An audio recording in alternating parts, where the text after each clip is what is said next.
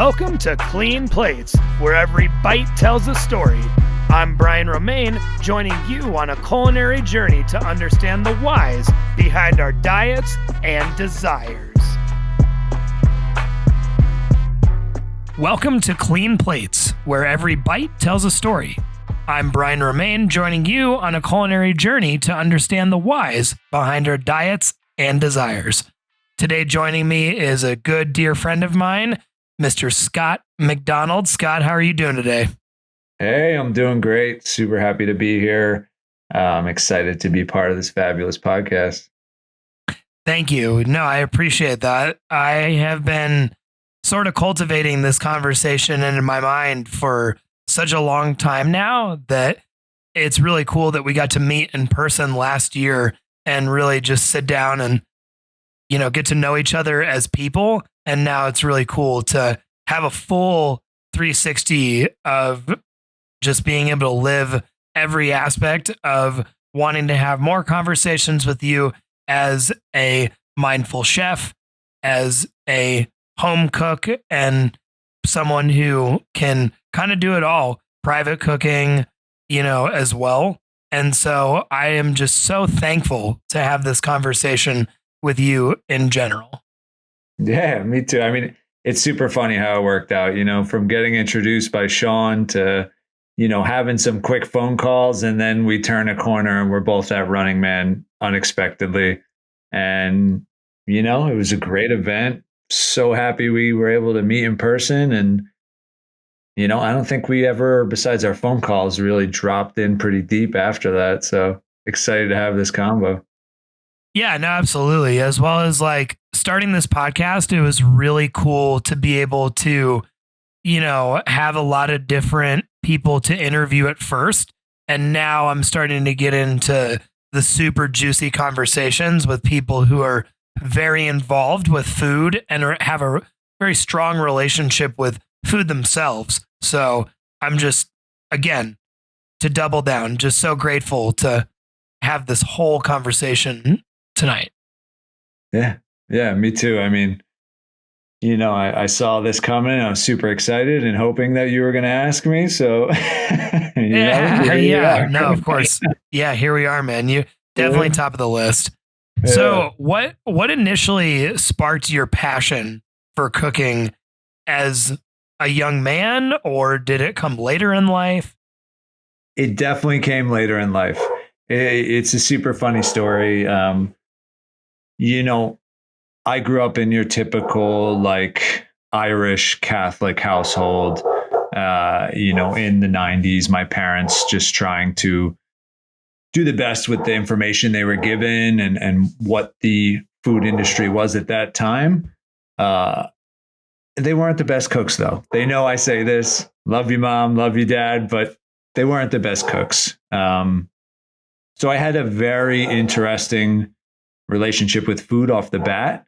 And actually, I went to be a doctor. I actually went to medical school. And I just realized that the long hours in the chemistry was followed up by being stressed and just cooking at home. And I remember my sister looked at me one day and was like, "What are you doing? Do this. This is when you're angry, when you're stressed, you're at the stove." She's like, just do this. And then I went to the CIA and it kind of took off from there, but it came very unexpectedly and hit me pretty hard. And I dove in deep. So would you describe yourself as someone who has a unique style or philosophy because you started cooking more seriously later in life? Yeah, I think my philosophy around food and my relationship with it is definitely very unique. I had a full cycle with it. I went from being 215 pounds at 14, 15 years old, to immediately shredding down to 160 to high school just because I thought I had to lose weight. And then back to college where the partying and the drinking and the terrible eating happened, and it went right back up 225. And then I went to culinary school. I think partially I was so interested in food because my relationship was so intricate, and it led me to dive deeper into food. And, when I really dove into the chef rock and roll lifestyle, I then went into the extreme indulgence, eat at the best restaurants in the world, that rock and roll lifestyle of 7 a.m. I'm at work. I work till 12 at night. I party for the 4 or 5 hours, sleep for 2 or 3, and right back at it. No, absolutely. I mean, we have very similar pasts in that sense, and we have very similar habits in that sense, that we both can relatably both say that we did that, we experienced that, we rode that roller coaster, and my God, it was quite the ride. But yeah, I feel exactly what you're saying. Yeah. Yeah. I mean, it has to happen, right? It's all part of the process, because I believe the philosophy on food I hit right now is something that is important, is something that is working for me. And, I'm loving a saying recently that the future of food is in the past. Ooh, it's a good one. Yeah. Yeah. No, I that hits.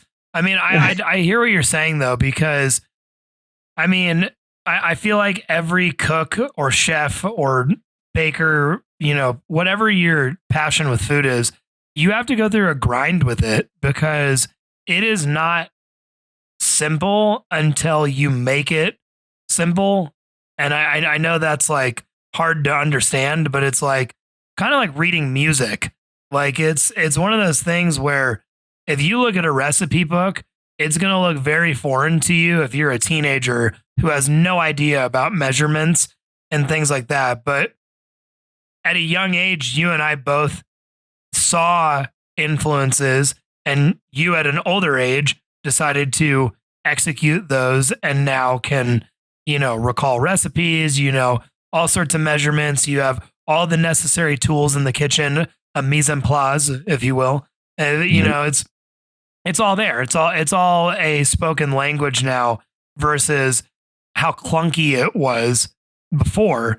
So, do you have any memorable experiences or influences that shaped your approach to food in general? Yeah. Yeah, for sure. I mean, I think anything in life, or at least my personality, I get interested in something and then I take it to the most extreme extent, right? If we look at my career, it's, I went to the CIA, went all the way to Michelin stars. And now I'm back to like, I need to grow everything local and prepare it as simple as possible. It always reaches that drastic point of like the recipes with 1 million ingredients, 20 different purees and this and that and that. And not everyone, but a lot of chefs always come back to simplicity, always come back to realizing that Mother Nature's doing all the work. She's the artist. We're just the cooks putting it on the plate. Mm-hmm. Mm-hmm. So, I mean, I don't even remember your question. I hope that answered it. No, you're just saying. I was just asking if there's any specific memories or experiences that you had that shaped your approach to food in general. Yes, I was getting there. Perfect. So I think one of the biggest points for me was when the pandemic hit, really. Because at that point I had opened 10 restaurants all over Manhattan, Brooklyn, West Palm Beach. And pandemic hit, all the restaurants closed. And I immediately jumped into, I need to feed people. That's what I do. People need food right now. How do we do that? And I was able to pair up with a restaurant in New Jersey called Wealth Kitchen. And he said, "Hey, Scott, I want to bring you on. I'm trying to also feed as many people as I can." He said, "We're going to rent whatever kitchens are shut down right now. That way we can give them money, support their community. And we're going to crank out as much food as we can. And guess what? We're going to get it all from my farm in the upstate New York." I was like, okay, let's do it. Yeah. Yeah, so, that's rock and roll. That's cool. Yeah. So we ended up serving 6,500 meals a week. Oh my God. To anyone in need, any hospitals. And we were up in upstate New York, picking all the herbs, cutting all the lettuce, ripping any potatoes we can get out of the ground, bringing it all the way back to New Jersey and just cooking it in a simple, beautiful way. And I was like, man, I could make you a egg yolk ravioli with truffles and foie gras on it any day of the week. You'll love it. But man, it doesn't feel that good when you serving 6,500 people food from a farm that need it. And that really changed my shift. It really changed my view on food. And it started to make me really question, what if we held chefs, this may sound ridiculous, to the same extent as doctors, right? We look at doctors and they're taught very little about nutrition, right? Yeah. Chefs are taught almost nothing about nutrition. What if we started to make that part of the process?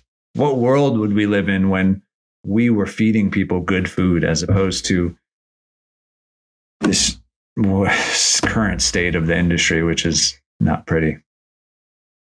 Yeah, I mean, do you want to share your thoughts on how you feel about the current state of the food system? Yeah, sure. So I look at everything in life as if it's like a two-sided coin, right?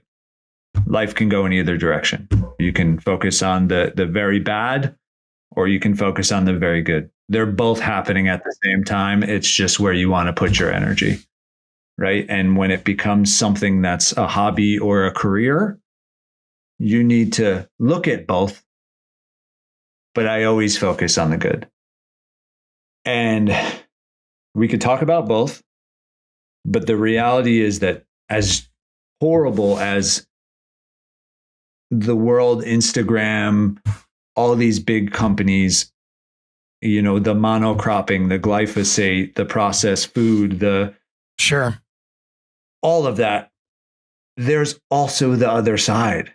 This huge regenerative organic movement, this giant push to soil health, the starting to ban some of these ridiculous ingredients and processed foods. Like, it's swinging so drastically in both directions.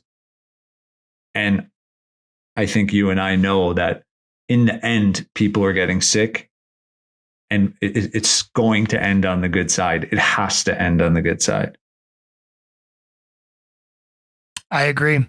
I fully agree, because I think there's a lot of people who are finally starting to wake up because they either have a family member or someone close to them. So let's even say a friend, or it could even be themselves. That is it. They're starting to feel the effects of their choices. And it's a real impact that I think has to be on a personal level. And so, Godspeed to anyone out there, but I agree with you full-heartedly, where there's not just these companies that are out to hurt and just get money and sell people food that looks like food and tastes like food and acts and smells like it, but it's not food. The highly ultra processed sugars and carbohydrates and snacks and frozen dinners and things like that. I see a direction of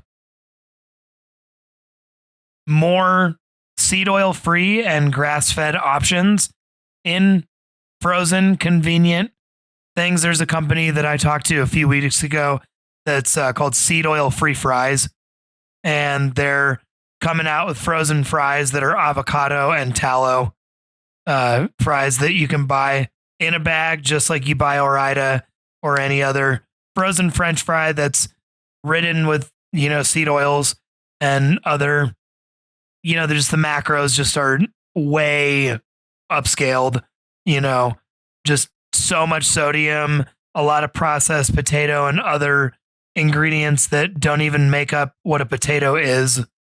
But these guys are actually like sourcing, real potatoes and, covering them with avocado and tallow and oil, avocado oil and tallow. But yeah, it's just things like that. And then, Snow Days, it's another company that kind of makes like a pizza roll or like a taco bite that's a little bit more macro friendly. So, I mean, there's just things like that I see. There's never going to be, let's put it this way, Scott, there's never going to be a time where people don't want convenience. There's never going to be a time where people don't, as the ages go on, want to be able to, quote unquote, come home from a 9 to 5 and just pop in, dinner and have it ready. It's kind of like we're repeating what the 70s started with things like TV dinner, where it's like, take all of the work out of prep and, mom having to do all the cooking at home when dad gets home from work and the kids are hungry. Just pop in a TV dinner and everybody's happy. It's like, okay, like June Cleaver and the gang, but it's like, I just see it at least. I had heard on a documentary a while ago that I think it was it was either What the Health or something rather that, it starts with the corporate companies. If you're going to actually have like organic products, grass fed, seed oil, whatever you want to label it as, but the real deal, it starts with those corporate companies. And if they get on board, then it's a whole ball game changer. But yeah, it's kind of a slow change. It's a slow change. It's not anything that is going to happen overnight. And you see it slowly with companies kind of like, what is it? I think Colgate owns Tom's toothpaste. Yeah.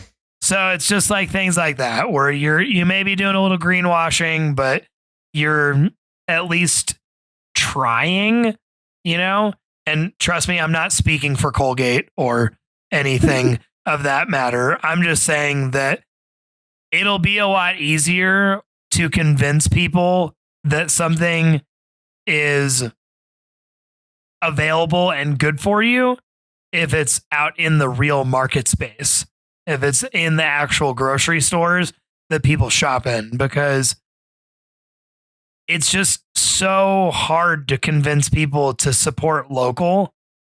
And it's such a no-brainer to me, but it's just so wild when people are just like, even the top tier athletes and people I know that are they just want convenience. Yeah. Yeah. I mean, there's definitely, you touch on a lot of big topics that we could spend hours and hours talking about. I think the first one you said, redoing the work in the 70s that was done, right? These are marketing geniuses. These a lot of money put into these things. And what they did is make cooking not cool anymore. They made it seem like a service, like a someone's got to do that for me. I don't cook. That's not cool. Step one is we need to make cooking cool again. We need to make it fun again. That's step one. And I think step two is, this is a very, I would say, a controversial topic that I bring up, that maybe I don't believe, and there are some people doing this, I 100% agree, but I don't believe these big corporate companies were built to be like poison these people. It was built out of convenience and cheap for profit.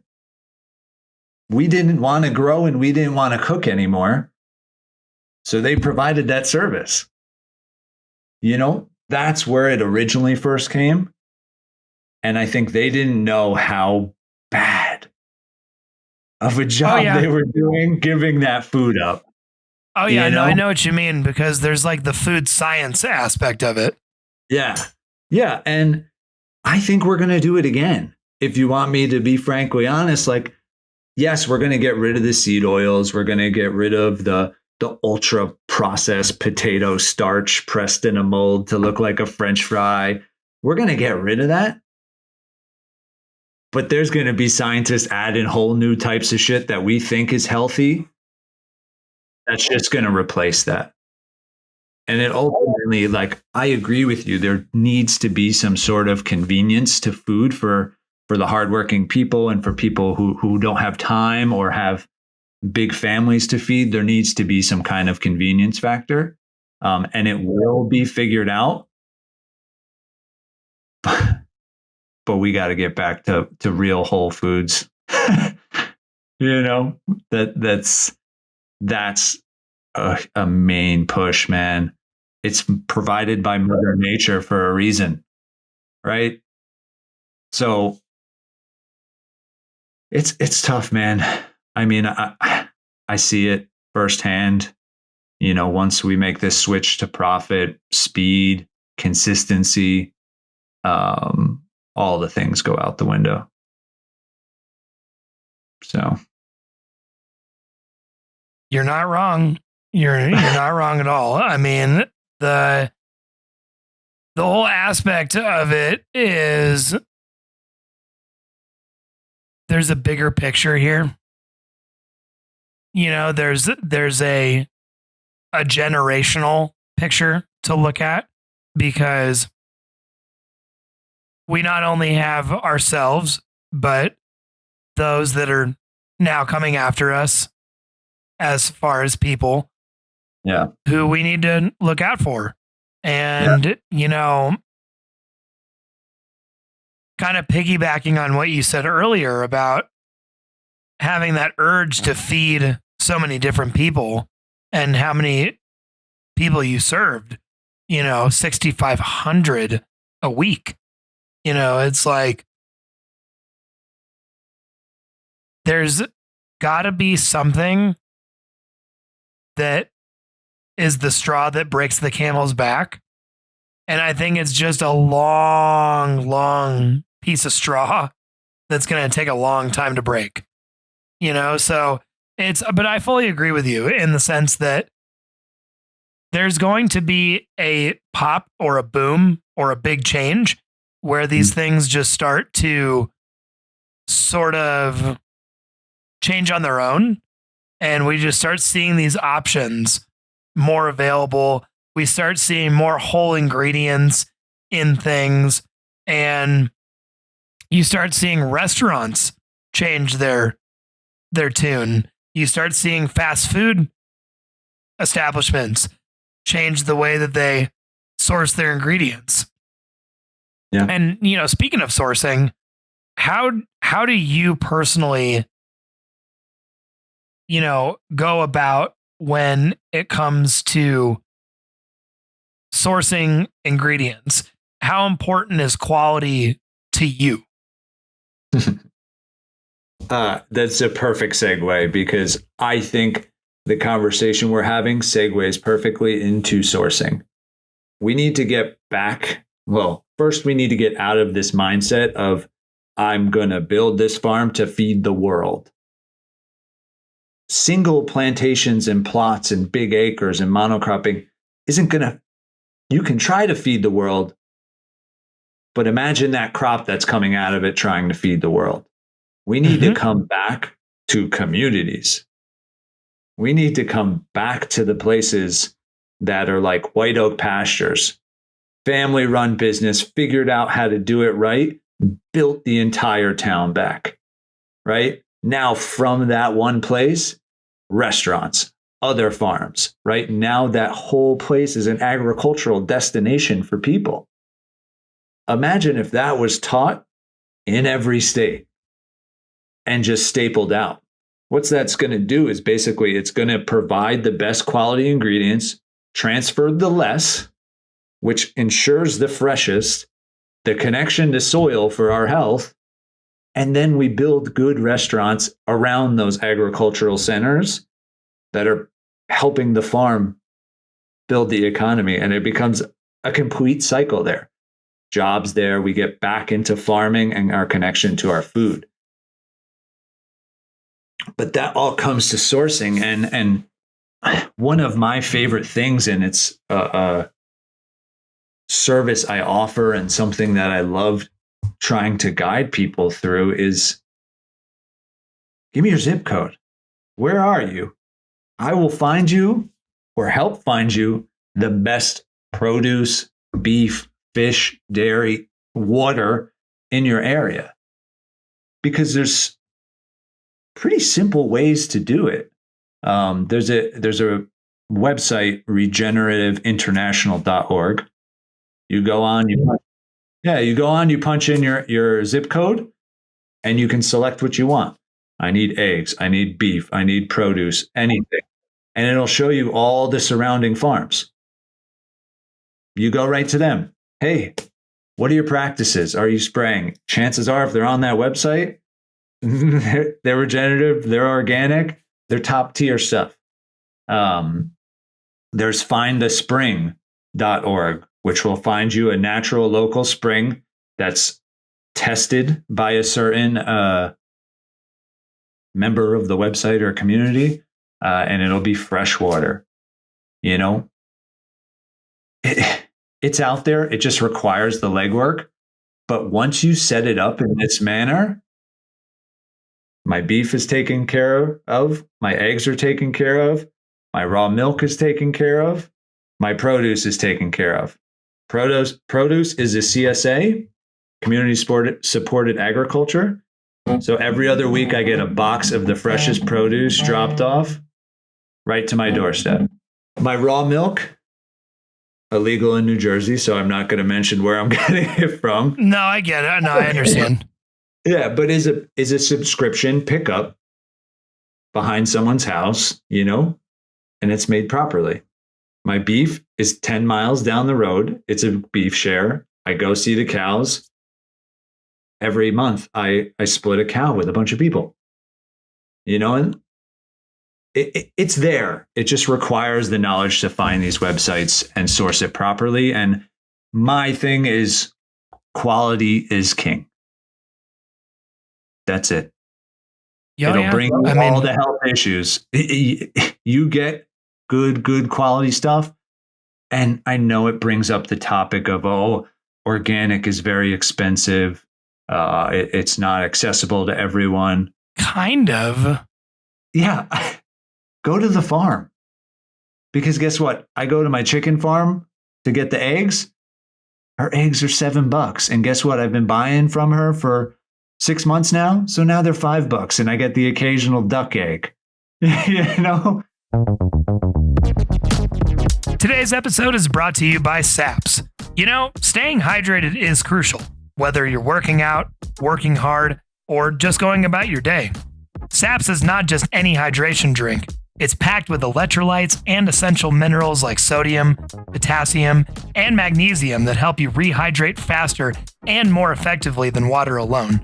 It's perfect for those hot summer days, intense gym sessions, hanging out with friends late night, the sauna, or even if you're just feeling under the weather. What I love about SAPS is that it's not loaded with sugar like many other sports drinks out there. It has just the right amount of sweetness and a refreshing taste that makes staying hydrated enjoyable. Plus, it's available in a variety of delicious flavors, so there's something for everyone. Whether you're an athlete, a busy professional, or someone who just wants to feel their best, SAPS has got you covered. And the best part? You can get SAPS delivered right to your door. Just visit sapsoriginal.com and use the promo code MEATMAN15 to get 15% off your order.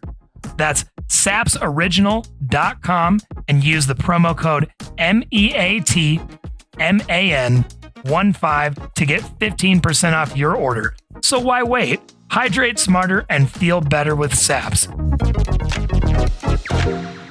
For me, it's the density. It's really the nutrient density of the food. Yeah.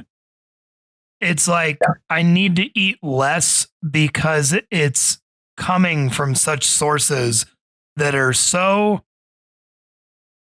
vilified in what they're doing as far as taking care of the animal and the heritage. You know, that's the other thing too, is like American Shorthorn, Berkshire pigs, local ducks or chickens.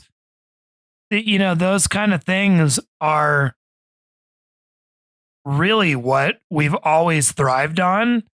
And, you know, I don't really like to use the word ancestral or like any of those hot button terms that people use for diets and things like that. But it's kind of just like, you know, our grandparents ate regular food and the folks before that too. So it's just kind of like food was always just something that was always locally sourced until, you know, X, Y, and Z happened. And I just think that if you're going to talk about expenses, well, let's just talk about everything external before you talk about something so internal like food.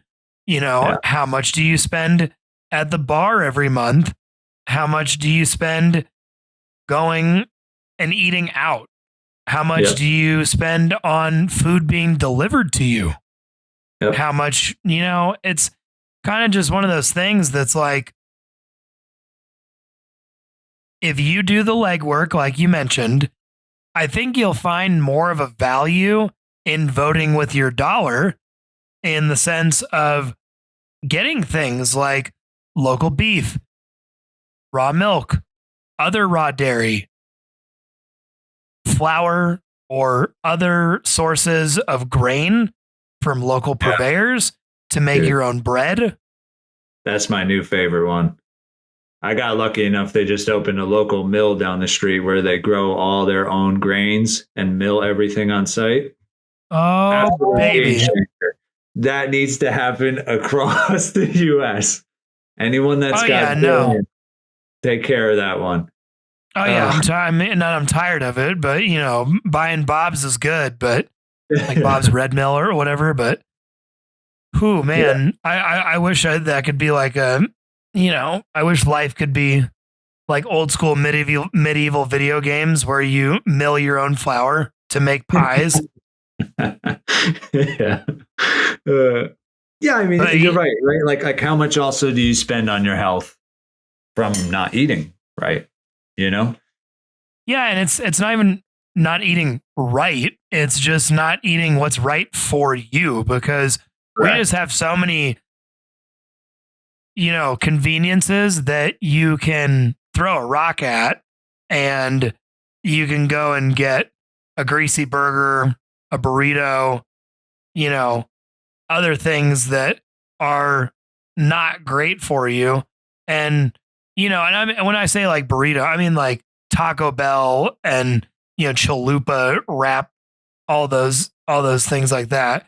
You want a real balanced burrito? You come see me in Golden at Bonfire Burritos, and we'll get you settled with actual non-GMO sausage, nitrate-free bacon and chorizo, locally sourced purveyors that provide us with veggies and cheese and tortillas. You know, we have someone who pulls up in a van that gives us our tortillas, and it's him and like a couple other guys that run their, you know, their operation. So it's things like that just I get more behind on that kind of thing than, you know, someone who's saying, hey, I'm trying to work towards these things and I'm just trying to learn and acknowledge it versus somebody who's literally horking down Taco Bell in front of me telling me they can't afford it. Yeah. Yeah. I really appreciate you kind of calling out the eat right, because I do think that it is important to kind of check that, because what is quote unquote right for me is not right for everyone. No, because Right? dude, I say this all the time. Everybody has a different thumbprint, and we need to have more focus. And it's like you were saying earlier, if food could be something that's almost like treated like a hospital, where Yeah. you actually have like a specific doctor that isn't even a nutritionist, they're not a dietitian, they're not a pediatrician, they're not anything. Sorry, not like that, but what they actually can do, we just don't have like machines to hook you up to do it. Or if we do, they're very niche, harder to find. I've only seen a couple of examples for like true food sensitivity, not some $1,500 gut microbiome test that's only going to tell me to not eat certain things. Like, shout out to people like Kate Crowell and, her and her team out here in Colorado who are calling out those bullshit microbiome tests and actually giving people real, like, what's the best way I can describe this? Her practice offers things that actually, with the results shown, can tell you a much deeper knowledge of what you can integrate to help because some people don't even know they might have a parasite or something very small that's not very noticeable, like why you're bloated 24/7 or, this, that, or the third. Like, there are actual functional nutritionists like her who have a goal in mind to actually get you on a functional diet versus something that is just going to kind of put a Band-Aid over a laceration. So, it's like, sorry, Kate, if I butchered any of that, but just again, shout out to her and people like her who are at the forefront of telling people information and sharing information on how to actually like find out what's bothering your gut or how you can thrive on certain foods and food education and knowledge and nutrition. Yeah. Yeah. I mean, the microbiome is a huge, diverse, beautiful subject. And to me, it comes back to the community aspect, right? What is a microbiome? It's just a mix of millions and trillions of bacteria, fungi, and everything in your stomach. And if we're in an environment where we're eating food that is not from that environment, what does that look like in our stomach? Right? Because we're starting to notice that the microbiome is exactly identical to soil. Soil has the same fungi, bacteria, all of that in their soil. So what would happen if we got back to eating local food out of good, healthy, organic soil, which makes a nutrient-dense, I'm catching myself here because if I say nutrient-dense plant, I'm going to have a bunch of people coming after me. But the proper bacteria and fungi and virus from that area into our system, it would create the whole cycle again of living and strengthening from your environment. But that asks the question, can I deal with not eating avocados in New Jersey all year round? Can people get behind seasonal eating and only have strawberries for a few weeks? a month, whatever, you know? Well, no, I mean, I hear you because I would love to see what that just looks like. I would love to just see what that looks like because I think if you had enough people, you were able to gather as a community and kind of get this going as far as like providing seasonal produce and fruits, kind of like what you're saying, almost like if CSA was seasonal, and I'm sure it kind of is. It is. I remember when I lived in Minnesota, we had a CSA that was, you know, sometimes you'd only get certain things because they're in season, but the creativity of the household or the community, I mean, that was like off the charts because we'd be like, well, we have all of this squash. Like, what are we going to do with it? And so, you know, butternut squash soup or this, you know, different recipes. So like, yeah, I would love to see what a year of seasonal eating would look like just to spark my own creativity as well as to really create a new balance with a new relationship with an aspect of food because you're nourishing off of what you have. Yep. Yeah. I mean, I always ask that whenever I bring on a new client to kind of help them start sourcing more locally or even teach them how to cook. My first question is, all the grocery stores are gone. What are you doing? Right. Where are you going to eat? Where are you going to get food? You're going right back to the source. You know, and I always have one CSAs, I don't know why they stop, right? Like if it's seasonal and you're providing fresh fruit and vegetables, right? Your eggs, milk, whatever in the CSA, you're still investing in the farm. And I know they're giving a lot of it away, but I would love to see a CSA continue, but just sending you preserves through the winter. Oh, dude. Hey, it's winter right now. We're overwintering some carrots and some potatoes and stuff that we can send you. But hey, all that excess cabbage, here's some sauerkraut made properly. Here's some pickles, you know, like actually extend it as opposed to, oh, our produce is over, you know, thank you. We'll see you next year. True. I don't see that very often because you're right. My favorite part of a CSA is getting the pea shoots or the rhubarb or the something that I wouldn't normally go to the store and buy.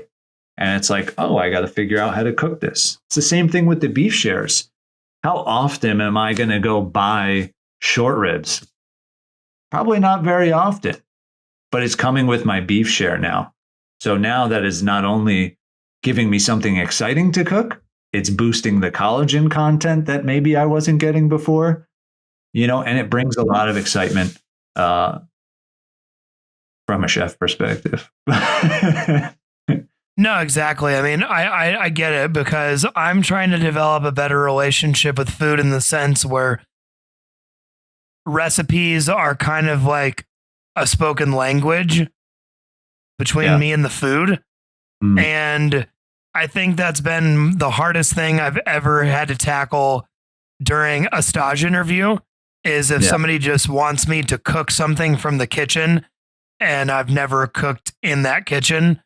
I've seen so many people who just get on stage like it's Elvis and it's just like, you know, blue suede shoes. They can just slide across that kitchen and just make something out of whatever is on the line. And, you know, I just need to get better at doing that as well as, again, I would love to get more involved and have your help get more involved with getting some connections with some local Colorado stuff besides the beef that I have, because the biggest thing that I've been trying to find is more fruits, vegetables, kind of at home cooking ingredients as far as like you were saying, like learning more things about canning and pickling and fermenting and preservation of all kind. Yeah. Yeah. I mean, for cooking, like it's really twofold. That person that's on the stage or in a kitchen that's just going at it, it's flawless. It's a dance almost, they got there because they understand the ratios. I like to say ratios, not recipes. Right? Oh, sure. And it's just an intuition and it's a practice. People forget that cooking is a practice. The reason I got to where I was or am is because I've probably burnt 20,000 things. I've made I hear that. really bad tasting things, and it's all just a song and dance of intuition. And I think sometimes when we look at recipes, we get stuck in this rigid mindset. If we read that it has to be this way, the atmosphere is different, the ingredients are different, there has to be some sort of intuition and love that goes into it. But I mean, absolutely. I would love to help you. Colorado's an easy one, man. You guys are doing a lot of right things out there. Yeah.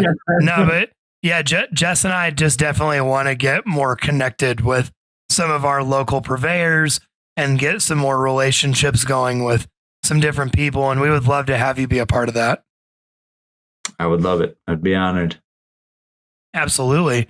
So I want to segue into something different that I get to talk to you about, and that's knife skills. Because I think that is something that I haven't really touched upon with many people, because you are one of the first actual like chef cook, that I've been able to talk to. And so I just want to share with my audience about the world of knife skills and just how they're not that intimidating when you really get down to how necessary they are and how helpful they are in the kitchen. Yeah. I mean, it's step one almost. Yeah. I say almost. There's a few things, seasoning, intuition, and some other things, but knife skills are one of the most important. The benefits of knife skills is so vast. Even cooking, speeding up prep time, presentation, safety. It's so much. And I think there's a lot I can touch on here. The main things, you don't need the 35 knife set with all the different knives, the small, the medium, big. No. You don't need that. You need a chef knife, 8 to 10 inches. Don't go any bigger than that. Mm-hmm. You need a small paring knife. Mm-hmm. And you need a bread knife. Mm-hmm. You couldn't have said it better. Yeah, those are the three basics, and it needs to be sharp. A sharp knife is a safe knife. People cut themselves when it's a dull knife because you have to press really hard. That's when things start to get dangerous, and that's when you really cut yourself. A sharp knife will stay in the product. And my first step for cutting anything, I call it get rid of the wobbly gobbly. Right? Sounds silly, but it's easy to remember. Get rid of the wobbly gobbly. So if I take an onion, right, you got the root end and you got the other end. I'm not going to try and cut it in half first because it's going to roll all over. First, I'm going to cut off the bottom end, the non-root end, and I'm going to stand it up on the flat side. So that goes across everything I cut. I always want a flat side. If I'm going to cut sweet potatoes, I'm going to cut the top and tail off, and I'm going to create a flat side to stand it up on. If it's a really big one, cut it right in half. Make it workable sizes, right? People try and cut that giant sweet potato with like a 6-inch knife, and you're like kind of crushing down on it, From there, I mean, when I went to the CIA, the Culinary Institute of America, when it was the first few months at school, we're all riled up. We're excited. We got handed our knife kit. It had all the endless knives you could think of. And I remember every night we would meet up in someone's dorm. Everyone would bring their knife, a cutting board. We'd try and find some tables or put a big piece of wood on someone's bed. And someone would bring a 6-pack and a 50-pound bag of onions. And we would just sit in that room, slice, brunoise, dice, large dice, everything we could think of, and just bang through it. It was tragic. A lot of tears were shed. I was gonna say, I was like, good Lord. We eventually realized onion parties. Yeah, we eventually realized that potatoes were cheaper and better to just cut with. Yeah. Oh yeah, of course. That's really cool though. That speaks miles. Yeah. It's, you get better and better. Choke up on the knife. You're actually not meant to just hold it at the handle. You want to kind of pinch your thumb and your pointer finger on the top, the spine of the blade. And the knuckle move, right? You're cutting off your knuckles. That's how, please don't literally do that, but you're using a guide to cut. It's called the claw or whatever, but you always want your fingers tipped back. No, that's great. I mean, so developing your knife skills at CIA is where you were able to take that to the private cooking world, as well as just the jobs that you've worked in the past. And I'm sure that that's been a skill that you will die with at this point. Yeah, absolutely. And I mean, taking care of a knife too, right? I don't suggest you go out and buy these shuns or these high-end knives that are $100 a piece. Not right away. Not right away. Buy the $30 knife. Yep. Go to Costco. Yeah, get the Cuisinart. Yeah. Exactly. Figure out how to sharpen it and maintain it. This thing, the rod, the honing rod, that doesn't sharpen your knife. It hones, right? So honing is just it's just maintaining. It's just maintenance. Exactly. Yeah. It's like learning how to actually sharpen with a stone, and and a real sharpener is where it's at, as well as I'm kind of just one of those people where I'm more prone to German steel versus Japanese because of the durability of it, as well as I just like there's a little bit of a thicker type of aspect as opposed to like the blade thin knives. Now, don't get me wrong, Japanese knives are amazing and they're super technically cool, and I'm always so respectfully impressed with the quality of them, as well as some of them are even made by families that made samurai swords back in the day. So super flowers to that, but I'm just more of a European steel, German Wusthof type of guy because I like the bang, I like the clad, I like the way that they're molded, and the price is right there too. Yeah. I agree with you, but I lean on the other side. I'm a Japanese knife guy. I'm a Japanese knife guy. I like the convenience of having such a thin knife because I don't need to sit on a whetstone for very long, right? So I can sharpen my knife in 5 minutes because it's so thin, as opposed to like a Wusthof or something. You might take 20 minutes and multiple stones to get it back down, but that edge is going to last longer. To your point, that thick German steel is going to stay sharper longer. And that's why I'm a weirdo and a nerd, and I like to put the time into sharpening my knives, and it's just fun. It's just a fun thing to nerd out on, and so I really like that we get to have that balancing aspect of having the conversation between that, but just like respect for both of our, craft. Yeah, for sure. There's definitely I go through a lot more Japanese knives than my one German steel. So. No, but to your point though, there is something to having a thinner knife that literally you could drop a tomato from a foot above and it's gonna slice it like straight up in half. Yeah. But yeah, I mean, I think it's really cool that you are able to just share tips and techniques and proper knife handling and safety in the kitchen, because it speaks to you as a person and you as a cook. Because if you don't think knife skills are important, then you're probably going to be in, I don't know, some other kitchen that we're not in. Yeah. Yeah, agreed. It's so important. Far away from us. Yeah.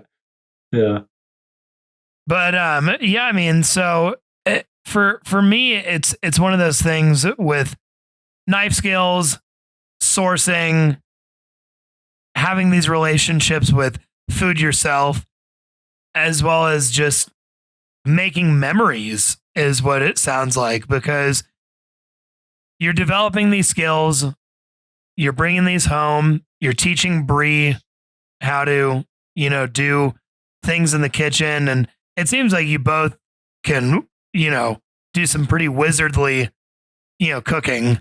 So that's pretty awesome that as a husband, you're able to bring that to the table as well. Have you had any good memories just now being able to, as someone who's now married, to teach your wife anything about cooking? Yeah, I mean, absolutely. It's my favorite place in the house, and it's interesting. Everyone says that like the kitchen is the center of the home, for food. Yeah. But for me, it's an extension more than that. It's love. It's fun. It's where I can be silly, creative. It's where I can calm down. It doesn't need to be so serious. And there is a room to really play and experiment. And I think a lot of the times we get caught up in recipes or compare our food to others, or we've had past traumas of eating chicken that made us sick or something. So it really scares a lot of people. When you're sourcing proper ingredients, the fun starts there for me because I'm out in a beautiful farm connecting back with the land, so that when our house is filled with that stuff, I mean, I come home at some nights and Bree's like, hey, I really want to make this dish. I really want to make tacos tonight, but I don't want to buy tortillas anymore. I want to learn how to make them. I said, that's great. A simple switch like that is like, most of the tortillas we're getting are these GMO'd, overly processed tortillas. When in reality, you can get a beautiful, organic, non-GMO heirloom corn and just mix it with water and press it and put it in a pan. It's things like that, like the small changes of like, I didn't know a tortilla was made that way and that simply. So now, okay, maybe Sundays we're making breakfast tacos. So now my wife and I make 30 tortillas. Instead of making enough for that dinner, we freeze half of them. We pull them out. Now we have these beautiful tortillas. So yeah, there's a lot. It's just got to be that fun thing. And I am rubbing up against this issue of, this is going to sound weird, but people are so particular about food when like it's so interesting to me that something that is so beneficial for our health can be deterred or just say, no, I don't need that. I think a lot of it stems from these past issues of being sick, or my mom used to make it this way that wasn't good. And I just really encourage people to get back into it, get trying it, realize that some of it is for your health. I cook up some ancestral beef with liver in it. I like it at this point, but it was for my health. It was to get the best food in me, Broccoli sprouts in the beginning kind of tasted nasty, but now I love them. Your palate will continue to change over time. And I think once you stock your household, it gets fun. And Brie has little tricks that she makes every day, and she's got a little repetition of what she makes for her. And I've come home to some delicious meals being made right now, which I really like. Yeah. She's like, what do you want? We get beautiful pasture raised chicken thighs. I was like, we have some. Let's get them. So it's that roasting rack in an oven, 525 till the skin's crispy and it hits 165. You pull it out. Right? So she gets it started. I finish it up with whatever I can doctor up when I get home. Of course. And it's been really lovely. It's been beautiful to watch her get excited in the kitchen. No, that's really cool, man. I mean, can you share a favorite dish or ingredient that holds a special significance for you in the kitchen? That is a great question. An ingredient that really holds a special significance.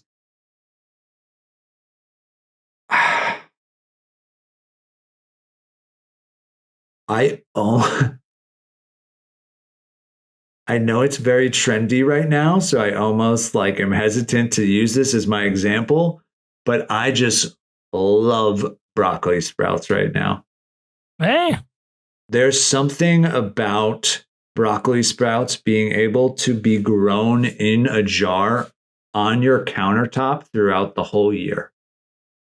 It's that moment that the seeds start to sprout out, that it reminds me of life and the cycles of just how this food is all coming from this miniature seed with a little bit of sunlight and watering to kind of burst into this green, delicious thing that is just packed with nutrients for you. Oh, yeah. I used to work at a bakery that had fresh baked bread for their sandwiches, oven roasted, local turkey. You could get sprouts or avocado on there, as well. And just stuff like that. Just it's such a perfect sandwich topping. They're great just to eat right out of the jar. They're good for you. And you're right. You can grow them year round. You don't have to have any conditions that will stop you from growing them. Yeah. And I mean, a cup of them is equal to 4 to 20 heads of broccoli or something like that. I'd much prefer to eat just a cup of these greens and be like, I'm good for a little bit, No, absolutely. I mean, I love that. It's simple. It's got density as well as it holds dear to your heart. I think that's great.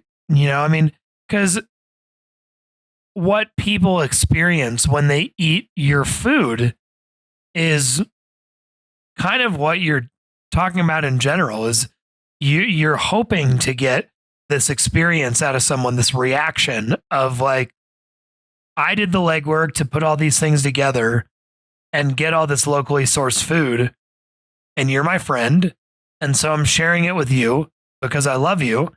And yeah, I mean, that's really cool just to be able to kind of have that all in its own package. Yeah. Yeah, for sure. And to let them into a sort of childlike joy around life. And I know that's a big ask from a plate of food, but to see the whole pattern, the before the farmer, what was set up for us here, like I said, that comes from this seed that was taken care of by someone, continuously watered, maintained soil, to then picked and got to us as quick as possible to reserve the freshness. And to be able to present that in an artistic, delicious way with love, and it's good for you, it's a whole dance. Like it's letting you see a piece of how I see the world and the beauty that it's providing for us. Absolutely. I mean, you couldn't have said it better. You nailed it. I mean, yeah. I think that there's such truth to that. And I just thank you so much for saying that, because there's just been this break in the chain where we've just lost such a relationship with every part of our food that we just take it for granted. It's just around for us to buy and eat, and that's it. As opposed to like, this is what's keeping me alive, and I want to value this forever. How do you stay inspired? How do you stay inspired in the kitchen? How do you stay inspired in life to keep sourcing these ingredients and not just, give up?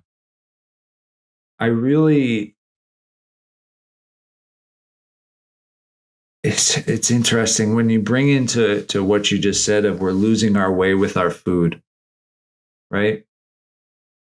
We're losing our way with our food because it's so disconnected from the actual system that the food in of itself is losing its self.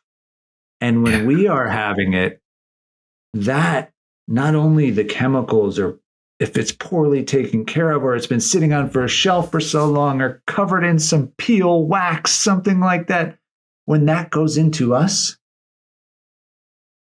we lose ourself.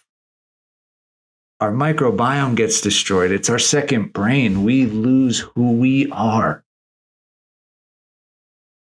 And when I was able to put that connection together and start to really work on getting back as close to my food, when I got back to it, I recharged. I got back to Mother Earth. I got back to nature. And when I continued to feed that cycle and make it a priority, I'm inspired. I am vibrant with energy. And I am outside seeing these little seedlings growing or caring for a seed. And when that happens and you catch yourself in that cycle and you reach out into other communities that find other people that are so excited about this, your creation from a chef or food perspective explodes. You get the guy that wants to give you his microgreens and is showing you his whole operation and then hands you the, hey, I grew this melon microgreen, taste this. And it tastes like the most vibrant melon you've ever had from a little leaf. When you put yourself in those environments, your inspiration gets created for you. You're lit up by life. And it's very special to have, because it's something that we try and hold on to with dear life. But continuous change happens. And when we get back to the planet, it's still here. The season's still here. Every year, ramps keep coming around. No matter what happens to me or in my life, I still get to go in the woods and find some ramps and eat them, just grilled with some lemon. And it reminds me that there is change, but there's good out of it. I used to make ramp butter. Oh, dude. Oh my it's the God. Best. It's the best. I did this event, and unfortunately our ramp connection fell through, and I was in a panic. I was like, oh my God. I called a bunch of people. I was like, I got to go out in the woods and find some ramps. And I called the local restaurant and I said, hey man, I'm in a pinch. I need some ramps. And he's like, lucky you. I just got done cleaning 50 pounds. Come on over. And he was like, take what you want. and we had a feast. We threw down at this party. Ramp butter, ramp salsa verde, grilled ramps. Oh, that's delicious. Ramp salt is really fire too. Yeah. That's a perfect way. Yeah, we had ramp salt at the butcher shop, and I would put that on like a nice piece of, ribeye or whatever, and just, ooh, baby, that is where it's at. Preservation technique right there. Absolutely, my friend. Ramps, dehydrate them, buzz them up, make them into salt. That's it. So, what would you say to everyone out there that is just a simple kind of, tag for everyone to kind of go by to leave them off with what good old Scott McDonald would say for the future eaters out there that are trying to hone in on everything that we dove in our conversation today? I would say really just get back to the soil, get back to your community, find some joy, bring that child back out in the kitchen, play with your food. Said it perfectly. Enjoy what you can cook. No, I love that. I love that. Where can people find you, Scott? Yeah, so my website is chefscottmcdonald.com, or any social platform is at chef SKOTMCD. Love that. I love that. Well, dude, thank you so much for joining me today. It's been an absolute pleasure. Can't wait to do more episodes in the future with you. Definitely going to have you on as a repeating and/or returning guest. Thank you. Thank you. Thank you so much, Scott. Yeah, thank you so much for having me. Absolutely. Well, I appreciate you, and we'll catch up soon. And everybody, thank you so much for joining me today here on Clean Plates, and we'll catch you next time.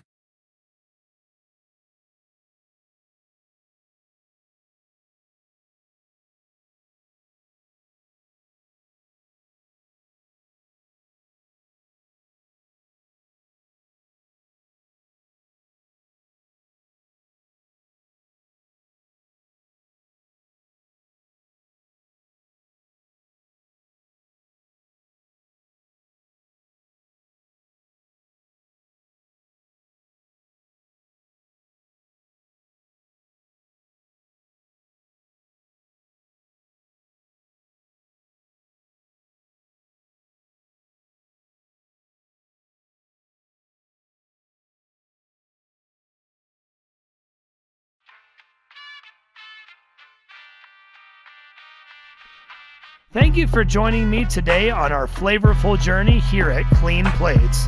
If you enjoyed our exploration into the world of food and the stories behind our eating habits, be sure to subscribe where you get your podcasts. And don't forget to share your own food stories on my personal page at Brian Waterleaf or the Clean Plates podcast page on Instagram. And remember, every plate has a story, and we are here to discover them together. So stay curious, keep exploring, and continue to nurture your relationship with food. I'm Brian Romaine, and until next time, keep your plates clean and your hearts full.